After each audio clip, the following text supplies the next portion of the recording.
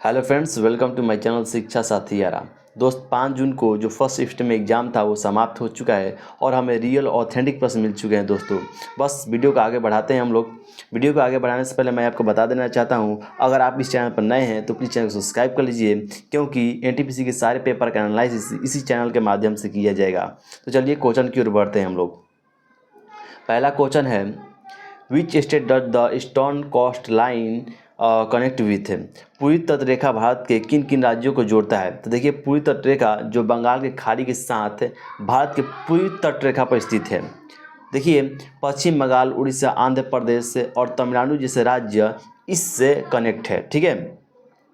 एक पूछता है, सबसे लंबी तटरेखा वाला राज्य कौन सा है। तो आपका सही जो आंसर होने वाला है वो गुजरात हो जाएगा। इसकी जो तटरेखा की लंबाई है वो 1600 किलोमीटर है। ये भी आपको ध्यान रखना होगा। अगर पूर्वी की बात करते हैं तो पश्चिमोत्तर की बात कर लेते हैं। पश्चिमोत्तर तटरेखा गुजरात, महाराष्ट्र, गोवा, कर्नाटक, केरल जैसे राज्य शामिल है। नेक्स्ट क्वेश्चन है दोस्त, who is the comptroller and auditor general of India in 2025। और 2025 में भारत के वर्तमान नियंत्रक एवं महालेखा परीक्षक कौन हैं। तो आप लोग को मालूम होगा के संजय मूर्ति जी, जो उन्होंने 21 नवंबर 2024 को पदभार संभाला था।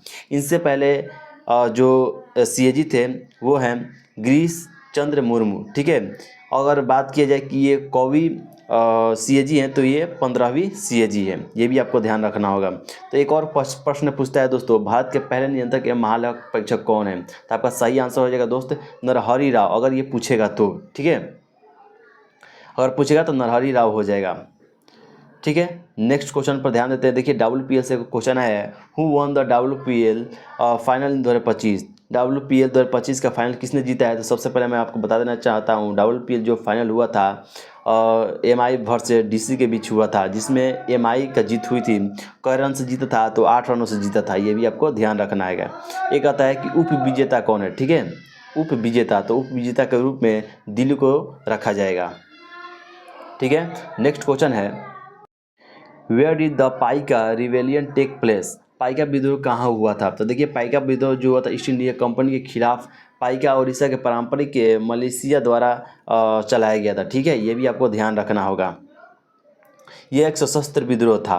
अब पूछेगा एक क्वेश्चन, किसके विद्रोह में हुआ था। तो जगबंधु नेतृत्व में हुआ था। कब हुआ था, डेट पूछेगा तो 1817 में। ठीक है। अगर आंदोलन की बात है, ताना आंदोलन पर ध्यान देंगे। ठीक है, ताना भगत आंदोलन 1914 में शुरू हुआ था और 1920 तक चला था।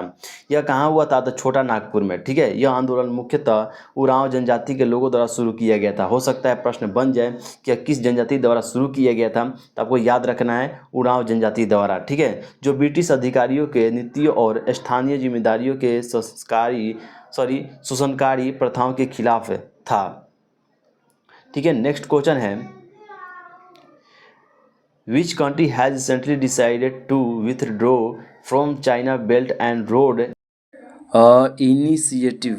हाल ही में किस देश ने चाइना के बेल्ट एंड रोड इनिशिएटिव यानी BRI में हटने का फैसला किया है। तो देखिए, 2025 में यानी फरवरी 2025 में पनामा ने चीन के बेल्ट एंड रोड इनिशिएटिव यानी BRI से हटने का फैसला किया है।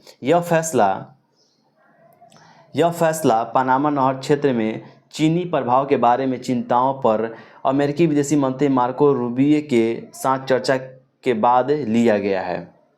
नेक्स्ट क्वेश्चन है, मई 2025 में किस दक्षिण अमेरिका देश ने चीन के belt and road initiative BRI शामिल होने की घोषणा की है। तो आपका ये क्वेश्चन नहीं है। देखिए, अनुमान लगाया जा रहा है कि ये क्वेश्चन आ सकता है। ठीक है, कोलंबिया। ठीक है, अगर ऐसा आएगा तो आपको कोलंबिया मारकर ही आना है। By whom was Vedanta college establish in Kolkata. Kolkata में वेदांत कॉलेज की स्थापना किसके द्वारा किया गया था। तो देखिए, राजा राम मोहन के द्वारा किया गया था।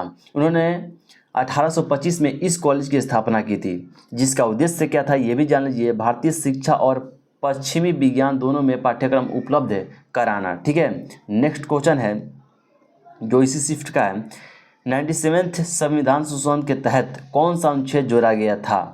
तो देखिए, 97वें संविधान संशोधन के तहत संविधान में एक नया भाग यानी IX भी जोड़ा गया था, जिसका शीर्षक सहकारी समितियां हैं। इसके साथ ही कुछ अनुच्छेद जैसे कि 43 का बी भी जोड़ा गया है, जो सहकारी समितियों के गठन, कामकाज और प्रबंधन को बढ़ावा देने से संबंधित है। ठीक है, 97 संविधान संशोधन के तहत संविधान में एक नया भाग जोड़ा गया था, ये आपको ध्यान रखना है। ठीक है, नेक्स्ट क्वेश्चन की ओर ध्यान देते हैं हम लोग। Who allowed intercaste marriage to be legally permitted in India? Pandit Ram Bai और राजाराम मोहन राय, ये दो आपके ऑप्शन में दिए गए थे। ठीक है, यानी हिंदी में मैं कहना चाहता हूँ, किसने अनुमति दी भारत में अंतर्राज्यीय विवाह को? कानूनी रूप से अनुमति। ठीक है, तो मैं बताना चाहता हूँ, देखिए अंतर्राज्यीय जो विवाह क्या होता है ये समझिए। अंतर्राज्यीय विवाह अदर कास्ट, यानी अपने कास्ट को छोड़कर किसी दूसरे कास्ट से विवाह करना अंतर्राज्यीय विवाह कहलाता है। ठीक है, तो अंतर्राज्यीय विवाह जिस जाति से बाहर विवाह के रूप में भी जाना जाता है। भारत में अंतर्राज्यीय विवाह को कानूनी रूप से अनुमति देने के लिए सबसे महत्वपूर्ण प्रयास राजा मोहन राय ने किए थे। ठीक है, ये सती प्रथा, बहुविवाह, ये सब सारे के सारे याद रखने हैं। ठीक है, सती प्रथा, बहुविवाह, बाल विवाह के खिलाफ से। ठीक है, अगर पूछ देगा कि बहुविवाह के खिलाफ कौन थे, बाल विवाह के खिलाफ कौन थे, सती प्रथा के खिलाफ कौन थे, तो आपको सही आंसर बताना है राजाराम मोहन राय। ठीक है, और वे अंतर्राज्यीय विवाह, महिला शिक्षा और विधवा पूर्ण विवाह के प्रबल समर्थक भी थे। पंडित रामबाई भी एक समाज सुधारक थे, लेकिन उन्होंने मुख्य रूप से महिलाओं के अधिकार और शिक्षा के लिए काम किए थे। नेक्स्ट क्वेश्चन है, which of the following is an example of a chemical reaction? यानी इनमें से कौन सा रासायनिक अभिक्रिया का उदाहरण है? देखिए, दूध से दही बना, लोहे में जंग लगना, मोमबत्ती का जलना, भोजन का पचना और पौधे का प्रकाश संश्लेषण और किण्वित अंगूर, ये सारे के सारे क्या है? रासायनिक अभिक्रिया है। लकड़ी का दहन नामक एक रासायनिक अभिक्रिया का उदाहरण है, जो एक ऊष्माक्षेपी अभिक्रिया है। ठीक है, नेक्स्ट क्वेश्चन है, इनमें से कौन सा कंप्यूटर के CPU का भाग नहीं है? देखिए, CPU का मतलब पहले समझते हैं। CPU का फुल फॉर्म होता है सेंट्रल प्रोसेसिंग यूनिट। ये इसे कंप्यूटर का ब्रेन कहा जाता है। ठीक है, CPU का 3 मुख्य घटक हैं, ALU, CU और रजिस्टर। इसके अलावा कोई भी आपके ऑप्शन में दिया होगा तो वो गलत होगा। ठीक है, इसके अलावा कोई ऑप्शन में दिया होगा तो वो गलत होगा। नेक्स्ट क्वेश्चन है, which of following cities in India is above 24 degrees? Bharat में निम्नलिखित में से कौन सा शहर 24 डिग्री के ऊपर है?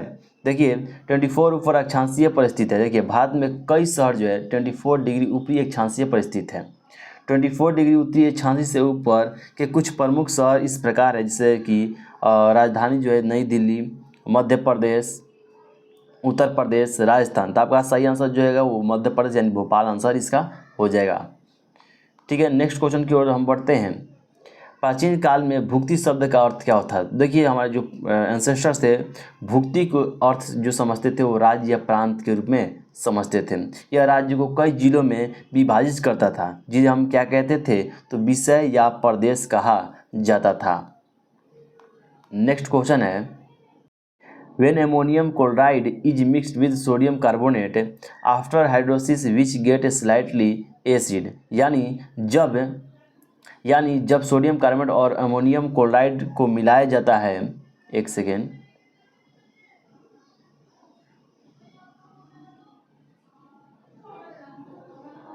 हाँ, मिलाया जाता है तो हाइड्रोकोलिसिस के बाद किस में थोड़ा एसिड मिलता है या बचता है या देता है? ठीक है, तो देखिए, अमोनियम क्लोराइड थोड़ा अम्लीय होता है। अम्लीय क्यों होता है इस पर ध्यान दीजिएगा, क्योंकि जो अमोनियम आयन होता है यानी NH4+ पानी के साथ प्रतिक्रिया करता है और हाइड्रोजन यानी H+ को जारी करता है। यह प्रतिक्रिया अमोनियम क्लोराइड को थोड़ा अम्लीय बना देता है। ठीक है, यही रीजन है। नेक्स्ट क्वेश्चन है, the primary purpose of virtual memory, यानी जो वर्चुअल मेमोरी इसका प्राथमिक जो उद्देश्य है वो क्या है? देखिए, उसका जो प्राथमिक उद्देश्य है, कंप्यूटर को रैम में भौतिक रूप से उपलब्ध मेमोरी से अधिक मेमोरी का उपभोग करने में सक्षम बनाता है। ठीक है, यही इसका मुख्य पर्पस होता है। वर्तमान में झारखंड में किस पार्टी की सरकार है? देखिए, तब वर्तमान में जो पार्टी की सरकार है उस पर हम विवेचना करते हुए देखेंगे। झारखंड विधानसभा चुनाव परिणाम 2024। झारखंड विधानसभा चुनाव में जेएम के नेतृत्व वाले गठबंधन ने 81 में से 56 सीट पर जीत हासिल की है, जबकि बीजेपी के नेतृत्व वाले एनडीए 24 सीटों पर जीत मिली है। यानी अगर बात करते हैं तो जेएमएम की सरकार है, ठीक है। इन्होंने 81 में से 56 सीट प्राप्त की है, जबकि बीजेपी ने 24 सीटों पर जीत मिली है। नेक्स्ट क्वेश्चन है, भारत में बेरोजगारी की दर कितनी है। तो अगर भारत में बेरोजगारी की दर पूछ रहा है तो वो आपका 5.1 हो जाएगा, ठीक है, मासिक, ठीक है। नेक्स्ट क्वेश्चन है, नवंबर 2024 में डेयरी मिशन के तहत हर साल नवंबर महीने में कौन सा दिवस मनाया जाता है। तो हर साल 26 नवंबर को राष्ट्रीय दुग्ध दिवस मनाया जाता है, यानी नेशनल मिल्क डे मनाया जाता है।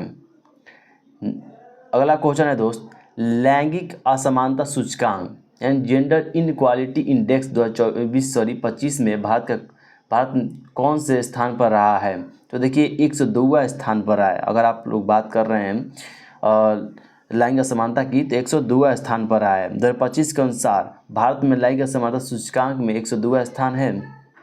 इसका मतलब है कि लैंगिक असमानता के मामले में भारत 102वें स्थान पर है 193 देशों में, ठीक है। मानव विकास रिपोर्ट 2025 में भारत का मानव विकास सूचकांक यानी HDI 0.685 है और यह 193 देशों में 130वें स्थान पर है। ये भी आपको ध्यान रखना इम्पोर्टेंट है, ठीक है। देखिए 2025 में जलवायु परिवर्तन प्रदर्शन सूचकांक में कितने देशों में को शामिल किया गया है। ये क्वेश्चन अगर बन जाए तो आप लोग ऐसे करके आइएगा, ठीक है। तो 2025 में जलवायु परिवर्तन प्रदर्शन सूचकांक यानी CCPI 63 देशों और यूरोपीय संघ यानी EU के जलवायु संरक्षण प्रदर्शन का आकलन करता है, ठीक है। तो ये कितने देशों में, ये ध्यान रखिएगा 63 देशों में, बस इसके अलावा आपको ध्यान नहीं देना है, ठीक है। नेक्स्ट क्वेश्चन है, अनुच्छेद 32 में क्या कहा गया है। तो देखिए अनुच्छेद 32 को प्रत्येक व्यक्ति को अपने मौलिक अधिकार के प्रवर्तक के लिए सर्वोच्च न्यायालय में जाने का अधिकार होता है, ठीक है। अपने मौलिक जो कर्तव्य है, यानी मैं चाहूँ तो अपनी दुकान खोल सकता हूँ, मैं चाहूँ तो नली साफ़ करता हूँ, ठीक है, कुछ भी कर सकता हूँ, ये मेरा मौलिक अधिकार है। मेरे काम में कोई इंटरफेयर करता है तो ये उसका अवहेलना होगा, यानी आप केस दर्ज कर सकते हैं क्योंकि आपके मौलिक अधिकार के विरुद्ध जा रहा है। इसका मतलब यह है कि अगर किसी को लगता है कि उसने मौलिक अधिकारों का उल्लंघन हुआ है तो वह राहत के लिए सीधे सर्वोच्च न्यायालय का दरवाज़ा खटखटा सकता है, ठीक है। इसका मतलब यही हुआ। और अनुच्छेद 32 को ही संविधान का आत्मा कहा जाता है, ठीक है। ये किसने कहा था, तो ये BR अम्बेडकर ने कहा था, ठीक है। जो 32 है संविधान का आत्मा है।